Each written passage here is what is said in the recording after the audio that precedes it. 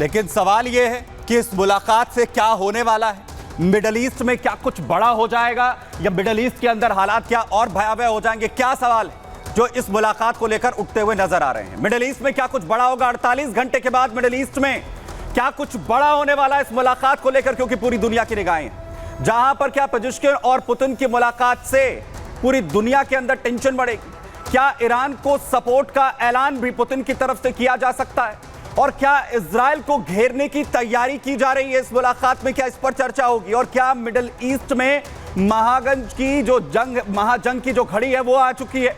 और क्या सच में ईरान ने परमाणु परीक्षण की जो तैयारी है वो पूरी की थी और जो परीक्षण है वो पूरा यहां कर लिया? और क्या ईरान को रूस के इशारे का इंतजार भर है और इसीलिए मुलाकात हो रही है? क्या मिडल ईस्ट में युद्ध अब आर और पार का हो जाएगा? ये युद्ध और ज्यादा भयंकर होने जा रहा है, जिसे लेकर चर्चा लगातार हो रही है। संग्राम में बड़ी अपडेट आ रही है। पिछले 24 घंटे में हिजबुल्लाह के 185 अड्डों को ध्वस्त कर दिया गया आईडीएफ की तरफ से।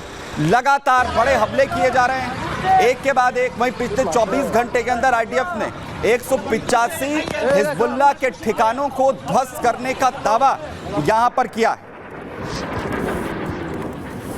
लगातार हमले जो हैं वो जारी हैं, जहां पर आखिर कैसे और एक के बाद एक ठिकानों को ध्वस्त यहां पर किया जा रहा है। लेकिन एक तरफ सवाल ये कि जब पुतिन की मुलाकात होगी पेजेश्किन के साथ, वहीं दूसरी तरफ चीन भी इस युद्ध में एक्टिव दिख रहा है। दरअसल ईरान इजराइल जंग के बीच में अब चीन की भी एंट्री होती हुई नजर आ रही है। चीन की सहायता एजेंसी का बड़ा दावा सामने आया है। दरअसल लेबनान को चीन ने बड़ी मदद का ऐलान यहां पर कर दिया है, जहां लेबनान को इमरजेंसी मेडिकल सप्लाई चीन की तरफ से की जा रही है। इतना ही नहीं, लेबनान को चीन ने मदद का भी भरोसा यहां पर दिया है, वो मदद भी करेगा। और पिछले महीने चीन विदेश मंत्री ने भी एक बयान दिया था लेबनान को लेकर। लेबनान और चीन के विदेश मंत्री न्यूयॉर्क में दरअसल मिले थे। वहीं हालात कितने बदल जाएंगे? चीन लेबनान के साथ है, ये चीन की तरफ से लेबनान को आश्वस्त किया गया था। लेबनान समेत अरब भाइयों के साथ चीन हमेशा खड़ा रहेगा, यह भरोसा दिया था चीन ने। हम क्षेत्रीय स्थिति पर बारीकी से नजर लगातार रखे हुए हैं, हर हालात पर हमारी नजर है। चीन ने इसे लेकर भी अरब के देशों को अपना भरोसा और लेबनान को अपना भरोसा यहां पर दिया था। वहीं जहां एक तरफ चीन की एंट्री होती हुई दिख रही है, इजराइल दूसरी तरफ पूरी तरीके से गुस्से में है। और ग्राउंड ऑपरेशन कैसे चल रहा है मैं आपको दिखाता हूं। यहां पर हिजबुल्लाह की सुरंगों के अंदर घुसकर उसके लड़ाकों को, उसके हथियारों को खत्म किया जा रहा है। हिजबुल्लाह में कैसे इजराइल की तरफ से इजराइल के अंदर घुसपैठ करने की जो है वो कोशिश हो रही थी, लेकिन इस सुरंग का पता जब लगाया गया, जहां इजरायली बॉर्डर से कुछ ही अंदर दूरी तक, कुछ ही मीटर तक ये सुरंग थी, जिसे पूरी तरह से ध्वस्त यहां पर कर दिया गया है।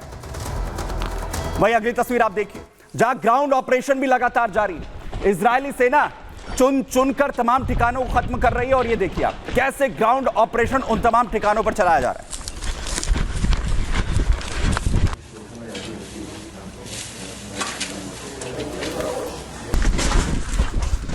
ग्राउंड ऑपरेशन एक के बाद एक लगातार जारी है। और वहीं दूसरी तरफ लेबनान में जहां जमीनी हमले एक के बाद एक हो रहे हैं, हिजबुल्लाह के जो अड्डे हैं, जो हथियार डिपो हैं, उन्हें निस्ते नाबूद किया जा रहा है, उन्हें खत्म यहां पर किया जा रहा है। हिजबुल्लाह के जो रॉकेट डिपो आप देखिए, ये हथियार जिन्हें पूरी तरह से खत्म यहां पर कर दिया गया है।